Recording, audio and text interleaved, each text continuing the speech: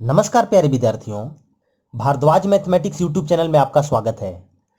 पिछले वीडियो में हमने देखा मैट्रिक्स मल्टीप्लिकेशन एंड उससे रिलेटेड कुछ प्रॉपर्टीज। आज हम पढ़ेंगे transpose, symmetric and skew symmetric matrices. तो चलिए शुरू करते हैं।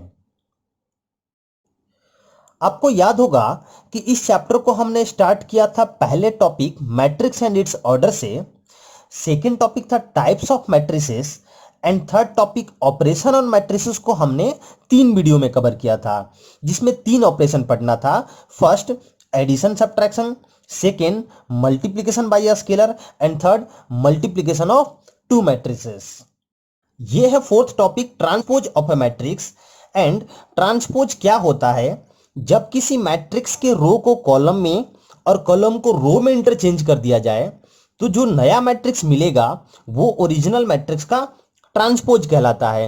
एग्जाम्पल के लिए ये कोई मैट्रिक्स ए है जिसमें 2 रो और 3 कॉलम है। ये इसका रो 1 है, ये रो 2 है एंड ये इसका कॉलम 1, कॉलम 2 और ये कॉलम 3 है।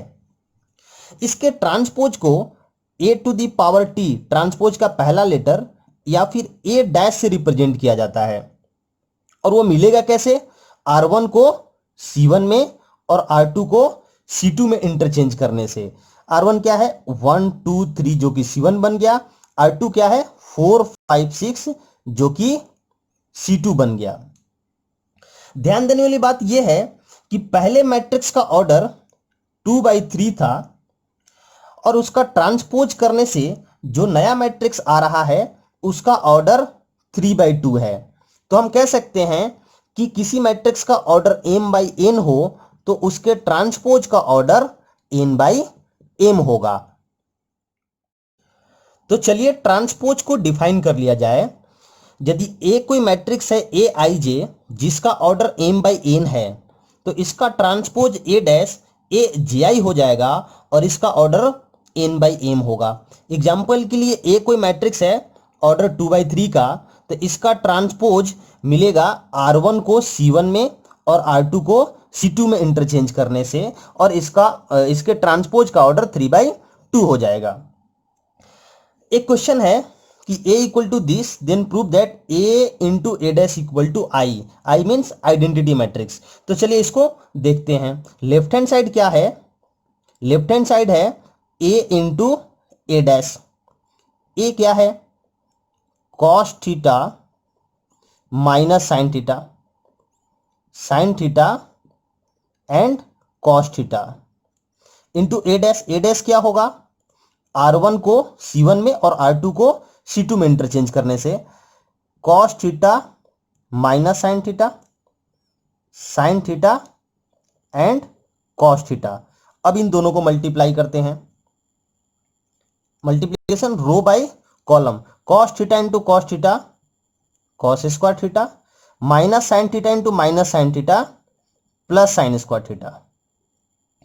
R1 का C2 से cos theta into sine theta cos theta into sine theta और minus sine theta into cos theta तो क्या हो जाएगा? Minus sine theta into cos theta. अब R2 का C1 से sine theta into cos theta और फिर cos theta into minus sine theta तो वो minus cos theta into sine theta हो जाएगा। R2 का C2 से तो sine theta into sine theta sine square theta और cos theta into cos theta plus cos square theta. Cos square theta plus sine square theta 1, cos theta into sine theta इधर plus में और ये minus में तो 0, sign theta into cos theta plus में और ये sign theta into cos theta minus में तो 0 और दिस इज 1। ये एक आइडेंटिटी मैट्रिक्स है जो कि राइट हैंड साइड का इक्वल होगा। ट्रांसपोज से रिलेटेड कुछ प्रॉपर्टीज हैं तो चलिए उनको देख लेते हैं। नंबर 1 कि ए डैश का डैश मींस किसी मैट्रिक्स के ट्रांसपोज का दोबारा से ट्रांसपोज निकालें तो फिर वो ओरिजिनल मैट्रिक्स के इक्वल आएगा। नंबर 2 कि किन्हीं 2 मैट्रिक्स को ऐड या सब्ट्रैक्ट करके फिर ट्रांसपोज निकालें या फिर ट्रांसपोज निकाल के ऐड या सब्ट्रैक्ट करें, दोनों बात बराबर होगा। नंबर 3 ये काफी इंपॉर्टेंट है और इसको रिवर्सल लॉ बोला जाता है। ये क्या कहता है कि दो मैट्रिक्स को मल्टीप्लाई करके ट्रांसपोज निकालें या फिर ट्रांसपोज निकाल के रिवर्स मल्टीप्लाई करें तो फिर ये दोनों इक्वल होगा। ए एंड बी इन दोनों के मल्टीप्लीकेशन का जो ट्रांसपोज होगा वो B transpose into A transpose के इक्वल होगा। Similarly A into B into C करके फिर ट्रांसपोज निकालें, वो किसके इक्वल होगा? C dash into B dash into A dash के। ये काफी इंपॉर्टेंट है, इसको ध्यान रखना होगा। नंबर 4 कि किसी मैट्रिक्स में किसी स्केलर से मल्टीप्लाई करके फिर ट्रांसपोज निकालें या फिर उस मैट्रिक्स का ट्रांसपोज करके उसके बाद उस स्केलर से मल्टीप्लाई करें, दोनों वैल्यू इक्वल होगा। नंबर 5 कि A to the power N का whole dash equal to A dash to the power N के इक्वल होगा। मींस अगर हम किसी मैट्रिक्स का स्क्वायर करके ट्रांसपोज निकालते हैं या फिर ट्रांसपोज निकाल करके स्क्वायर करते हैं, दोनों बात बराबर होगा। नंबर 6 आपको ट्रेस याद है, किसको बोलते थे? स्क्वायर मैट्रिक्स के डायगोनल एलिमेंट को के सम को हम ट्रेस बोलते थे। और स्क्वायर मैट्रिक्स का ट्रांसपोज किया जाए तो उनका डायगोनल एलिमेंट चेंज नहीं होते हैं, इसलिए ट्रांसपोज का ट्रेस वैल्यू ओरिजिनल मैट्रिक्स के ट्रेस वैल्यू के इक्वल होता है। इन प्रॉपर्टीज के ऊपर एक क्वेश्चन है जो कि बहुत ही सिंपल है और इनको आप खुद प्रूफ कर सकते हैं, इसलिए ये आपके लिए होमवर्क होगा। अगला टॉपिक है symmetric and skew symmetric matrices. इस चैप्टर का टॉपिक 2 था टाइप्स ऑफ मैट्रिसेस, जिसमें आपको याद होगा हमने square matrix and square matrix के कैरेक्टर के बेसिस पर उसके बहुत सारे क्लासिफिकेशन जैसे diagonal matrix, scalar matrix, identity matrix या फिर ट्रायंगुलर मैट्रिक्स को देखा था। उसी प्रकार से ट्रांसपोज के बेसिस पर स्क्वायर मैट्रिक्स को दो तरह के मैट्रिक्स में फर्दर क्लासिफाई किया गया है, which is symmetric and skew symmetric matrix. जिस तरह से जरूरी नहीं कि सारे square matrix diagonal matrix, scalar matrix या फिर ट्रायंगुलर मैट्रिक्स हों, उसी प्रकार से जरूरी नहीं है कि सारे स्क्वायर मैट्रिक्स सिमेट्रिक या फिर स्क्यू सिमेट्रिक होंगे ही। तो चलिए देखते हैं कि किसी स्क्वायर मैट्रिक्स के सिमेट्रिक या फिर स्क्यू सिमेट्रिक होने के लिए क्या शर्तें हैं। यदि किसी स्क्वायर मैट्रिक्स का ट्रांसपोज उस ओरिजिनल मैट्रिक्स के इक्वल हो तो उस मैट्रिक्स को सिमेट्रिक मैट्रिक्स बोलते हैं। That is, a square matrix A is said to be symmetric if A dash is equal to A. Example के लिए ये एक स्क्वायर मैट्रिक्स है जिसका ऑर्डर 3/3 है। अब ये सिमेट्रिक है या स्क्यू सिमेट्रिक, इसके लिए हमें इसका ट्रांसपोज निकालना होगा। ट्रांसपोज निकाल करके देखते हैं। R1 को C1 में, R2 को C2 में और R3 को C3 में। अब आप ध्यान से देखिए, अब ये जो ट्रांसपोज है ये मैट्रिक्स ए ही तो है। ट्रांसपोज करने से मैट्रिक्स में कोई चेंजेस नहीं आया तो बोलेंगे कि ये मैट्रिक्स ए एक सिमेट्रिक मैट्रिक्स है। अब स्क्यू सिमेट्रिक मैट्रिक्स होने की क्या शर्तें हैं? यदि किसी स्क्वायर मैट्रिक्स का ट्रांसपोज उस ओरिजिनल मैट्रिक्स के नेगेटिव के इक्वल हो तो उस मैट्रिक्स को हम स्क्यू मैट्रिक्स बोलते हैं। That is a square matrix A is said to be skew symmetric if A dash is equal to -A। Example के लिए ये एक स्क्वायर मैट्रिक्स है ऑर्डर 3/3 का, इसका हम ट्रांसपोज निकालते हैं। R1 C1 में, R2 C2 में और R3 C3 में इंटरचेंज हो गया। अब ये मैट्रिक्स ए नहीं है, लेकिन अगर इसमें से हम नेगेटिव कॉमन ले लें तो ये होगा 0 2 -3 -2 0 4 3 -4 एंड 0। अब ये जो मैट्रिक्स दिख रहा है ये मैट्रिक्स ए ही तो है, तो हम कह सकते हैं कि इसका ट्रांसपोज -A के इक्वल आ रहा है, जो कि स्क्यू सिमेट्रिक के डेफिनेशन को फुलफिल कर रहा है, तो बोलेंगे matrix A skew symmetric matrix है। अब आप सिमेट्रिक और स्क्यू सिमेट्रिक में नोट करने वाली बात यह है कि सिमेट्रिक के केस में आप ध्यान से देखो, ये वाला एलिमेंट क्या होता था? A12, ये वाला A13 और ये वाला A23। ध्यान से देखिए, A12 एलिमेंट किसके इक्वल है? A21 के। A13 किसके इक्वल है? A31 के, और A23 किसके इक्वल है? A32 के। तो हम कह सकते हैं कि सिमेट्री के केस में जो Aij है वो Aj के इक्वल है। डायगोनल एलिमेंट्स कुछ भी हो सकते हैं, लेकिन स्क्यू सिमेट्री के केस में ये 12 माइनस A21 के इक्वल है, A13 माइनस A31 के इक्वल है, और A23 माइनस A32 के इक्वल है। तो हम कह सकते हैं कि स्क्यू सिमेट्री के केस में Aij माइनस Aj के इक्वल होगा। तो अल्टरनेट डेफिनेशन ये भी बना सकते हैं कि यदि मैट्रिक्स सिमेट्रिक है तो Aij is equal to Aj for all possible value of i and j, and कोई स्क्वायर मैट्रिक्स अस्क्यू सिमेट्रिक है then Aij equal to minus Aj for all possible value of i and j। और यहां पर हम i equal to j put करें तो Aii is equal to minus ai होगा, और इसको इस साइड लेकर के आएंगे तो 2ai is equal to 0 means ai is equal to 0। और ai का मतलब क्या होगा?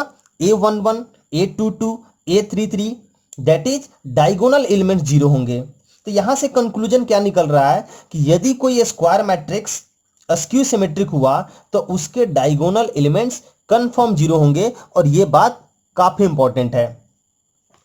एक फुल एंड फाइनल बात बताएं, सिमेट्रिक एंड स्क्यू सिमेट्रिक को आप दूर से ही देखकर पहचान सकते हो। यदि कोई मैट्रिक्स सिमेट्रिक हुआ तो उसके डायगोनल एलिमेंट्स तो कुछ भी हो सकते हैं, लेकिन बाकी के एलिमेंट मिरर इमेज होगा अबाउट प्रिंसिपल डायगोनल। आप ध्यान से देख सकते हैं।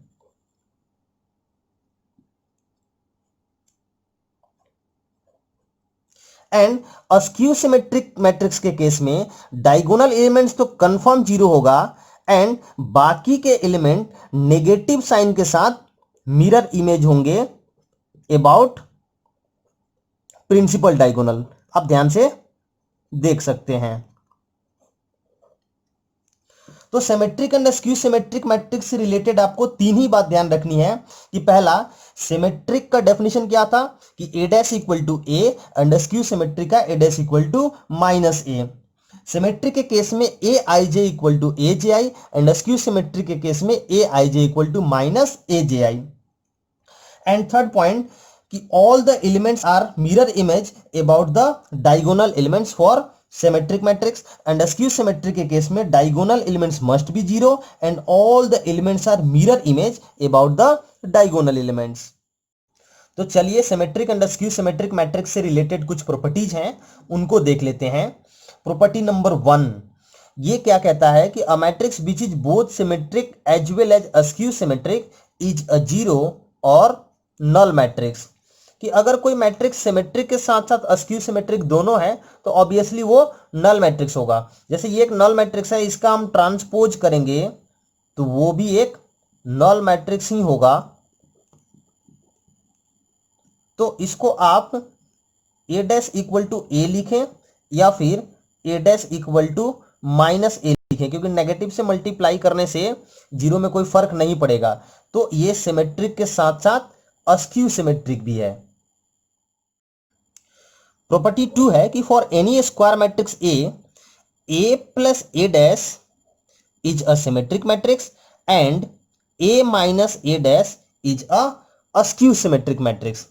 चलिए इसका प्रूफ देखते हैं। थोड़ी देर के लिए मान लेते हैं कि a प्लस a डैश एक नया मैट्रिक्स है C। तो अब इस C का कैरेक्टर सिमेट्रिक होगा या स्क्यू सिमेट्रिक, इसके लिए हमें इसका ट्रांसपोज निकालना होगा। तो चलिए हम C डैश निकालते हैं। C dash equal to a plus a dash का होल डैश। अब ये इंडिविजुअल पर डैश लग जाएगा, a dash plus a dash का डैश, तो this is equal to a dash plus a। तो यहां से हमारा C डैश जो आ रहा है a डैश प्लस a किसके इक्वल है? C के। और C dash equal to C means ये सिमेट्रिक मैट्रिक्स के डेफिनेशन को फुलफिल कर रहा है। तो हम कह सकते हैं a प्लस a डैश एक सिमेट्रिक मैट्रिक्स है। एंड थोड़ी देर के लिए a माइनस a डैश को हम मान लेते हैं कि ये एक नया मैट्रिक्स डी है।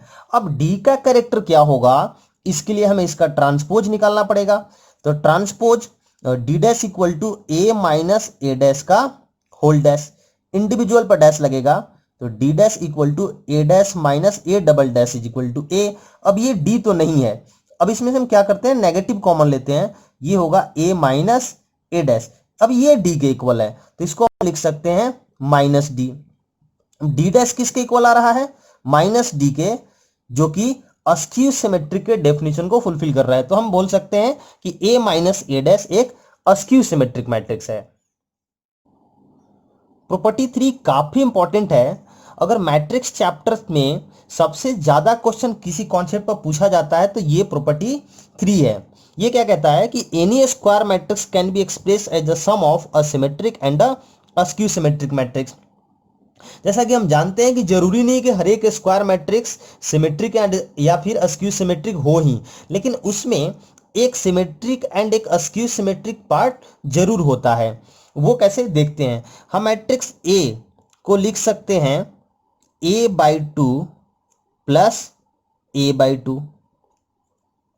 अब इसमें हम क्या करते हैं कि a'/2 ऐड करके a'/2 सब्ट्रैक्ट कर देते हैं। अभी भी हम मैट्रिक्स ए ही लिखे हुए हैं क्योंकि ये दोनों कैंसिल होगा और a/2 प्लस a/2 ए के इक्वल होता है। अब पहले दो पार्ट को हम एक साथ लिखते हैं, इसमें से हाफ कॉमन ले लो आप तो a प्लस ए डैश होगा और इसमें से हाफ कॉमन लो तो ये होगा a माइनस ए डैश, जो कि a के इक्वल है।